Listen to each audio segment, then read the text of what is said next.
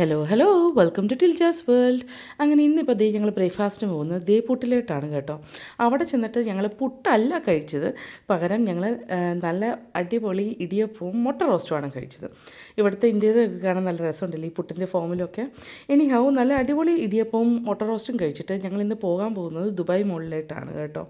ഇപ്പോൾ കാണാൻ പോകുന്ന കാഴ്ച ഞങ്ങളുടെ സ്വിമ്മിംഗ് പൂളിൽ നിന്ന് പകൽ സമയത്ത് ഉള്ള വ്യൂ ആണ്. അടിപൊളിയാണ്. മറ്റേ ദുബായ് ക്രീക്കിലേട്ടൊക്കെ ഉള്ളത്, മറ്റേ ബുർജ് ഖലീഫയും ഫ്രെയിമൊക്കെ ഉള്ള അടിപൊളി വ്യൂ ആണ് കേട്ടോ. അപ്പോൾ ഇന്നത്തെ ദിവസത്തിലായിട്ട് വരുവാണെങ്കിൽ ഇന്ന് ഞങ്ങൾ ബിബിനും സിജിനയുടെയും കൂട്ടത്തിലാണ് അവരുടെ മക്കളുമായിട്ടുള്ള ഡേ സ്പെൻഡ് ചെയ്യുകയാണ് കേട്ടോ. ഞങ്ങൾ ഇപ്പം ദുബായ് മോളിലേട്ടാണ് പോകുന്നത്.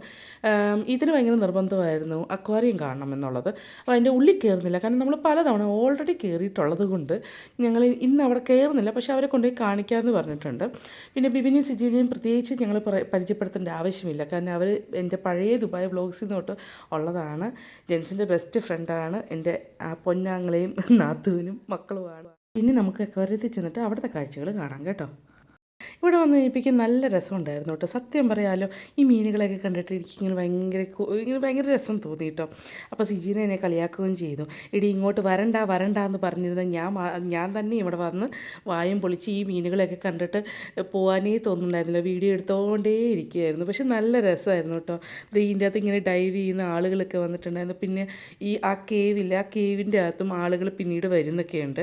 അപ്പം ഈ കാഴ്ചകൾ കണ്ട് ഞങ്ങൾ ഭയങ്കരമായിട്ട് എൻജോയ് ചെയ്ത് ഒരു ഹാഫ് ആൻ അവറിന് അടുത്ത് അവിടെ നിന്ന് അങ്ങനെ സ്പെൻഡൊക്കെ ചെയ്തു കേട്ടോ. അങ്ങനെ ഈ മീനിനെയൊക്കെ കണ്ട് ഞങ്ങളെല്ലാവരും വളരെ ഹാപ്പിയായിട്ട് അടുത്ത ലൊക്കേഷനിലായിട്ട് പോവുകയാണ് കേട്ടോ. അടുത്ത ലൊക്കേഷൻ എന്ന് പറയുന്നത് ബുർജ് ഖലീഫയാണ്. അപ്പോൾ ഈ ദിവസം കുഞ്ഞിലേ കണ്ടതാണ്, അപ്പോൾ അതുകൊണ്ടൊന്ന് വേണമെങ്കിൽ കാണിച്ചേക്കാമെന്ന് കരുതി. പിന്നെ സാറാമും കണ്ടിട്ടില്ല. അപ്പോൾ പോകുന്ന വഴിക്ക് അവിടെ കടകളൊക്കെ ഉണ്ടല്ലോ, അപ്പോൾ അതുകൊണ്ട് ഒരു കടയിൽ കയറി. ആ കടയിൽ കയറിയിട്ട് ചേട്ടൻ്റെയും ചേട്ടത്തിൻ്റെയും ഷോപ്പിംഗ് ടൂറാണ് ഈ കാണുന്നത്. ഓരോ സാധനങ്ങൾ എടുത്തിട്ട് അവരുടെ ആവശ്യം അത് അറിയിക്കുന്ന ഒരു രംഗമാണിത് കേട്ടോ. ഇത് അങ്ങനെ അവിടെ നിന്ന് നടന്ന് ഞങ്ങൾ പിന്നെ ബുർജ് ഖലീഫയിൽ ചെന്നു. ബുർജ് ഖലീഫയുടെ താഴത്താണ് ഞങ്ങൾ നിന്ന് ഈ മനോഹരമായ കാഴ്ചകളൊക്കെ കണ്ടു. മുകളിലോട്ടൊന്നും കയറാൻ പോയില്ല.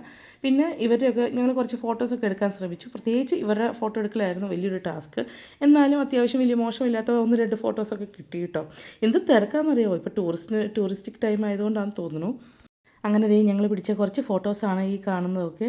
അങ്ങനെ ഞങ്ങൾ ഫോട്ടോസൊക്കെ എടുത്ത് അവിടുത്തെ സീനറിയൊക്കെ കണ്ടതിന് ശേഷം അടുത്ത ലൊക്കേഷൻ എന്ന് പറയുന്നത് ആരാമത് റെസ്റ്റോറൻറ്റിലേട്ടാണ് കേട്ടോ.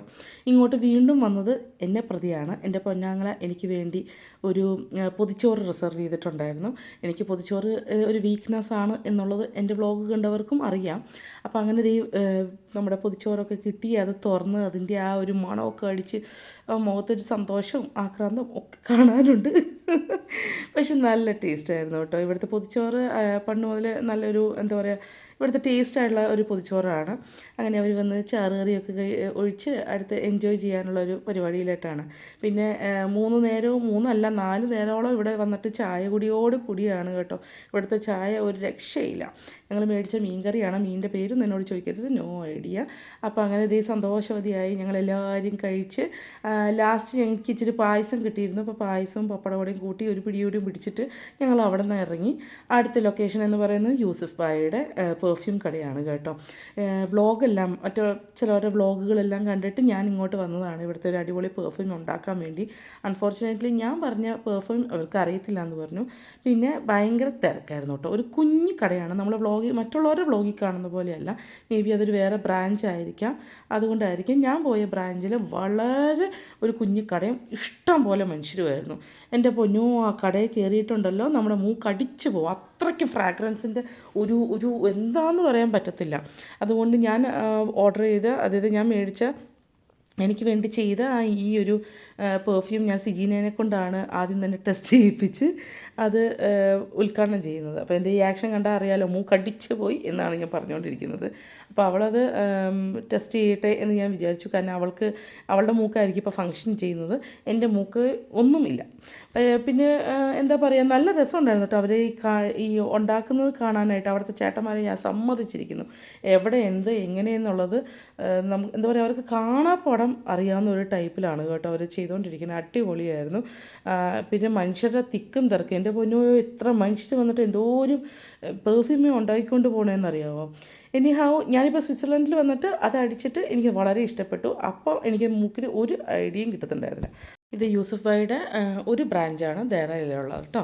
അങ്ങനെ ഞങ്ങൾ ദേറായിലെ കൂടി ഇങ്ങനെ എന്താ പറയുക തേരാപ്പാര നടന്ന് അടുത്ത ഡെസ്റ്റിനേഷൻ എന്ന് പറയുന്നത് ദേറ സിറ്റി സെൻറ്ററാണ് കേട്ടോ. ഇവിടെ വന്ന് ഞങ്ങൾ ഞാനും സിജിനും കൂടി ഒരു ചെറിയ ഷോപ്പിംഗ് ടൂറ് പിള്ളേരും കെട്ടിയന്മാരോടെയും കൂടി അവർ മാജിക് പ്ലാനറ്റിൽ പോയി കളിക്കാനൊക്കെ പോയി. അപ്പം നല്ലതായിരുന്നു. അതിൻ്റെ ഇടയ്ക്ക് നിമി ചേച്ചിയും വർക്കി ചേട്ടനും പൊന്നിക്കുട്ടിയും വന്നിട്ടുണ്ടായിരുന്നു. അവർ റാസൽ കൈമയിലാണ് താമസിക്കുന്നത്. അപ്പോൾ അവർ അവിടെ നിന്ന് ഡ്രൈവ് ചെയ്ത് വന്ന് ഞങ്ങൾ അവർ കൂടുതൽ ഫോട്ടോ എടുത്തു. അത് കഴിഞ്ഞപ്പോഴേക്കും എല്ലാവരും അടുത്ത ഇടപാട് തീർന്നു, ഹോട്ടലിൽ പോയി വെച്ചു. ഇതുവരെ എൻ്റെ ചാനൽ ആരെങ്കിലും സബ്സ്ക്രൈബ് ചെയ്യാത്തവരുണ്ടെങ്കിൽ സബ്സ്ക്രൈബ് ചെയ്യാൻ മറക്കണ്ട. താങ്ക്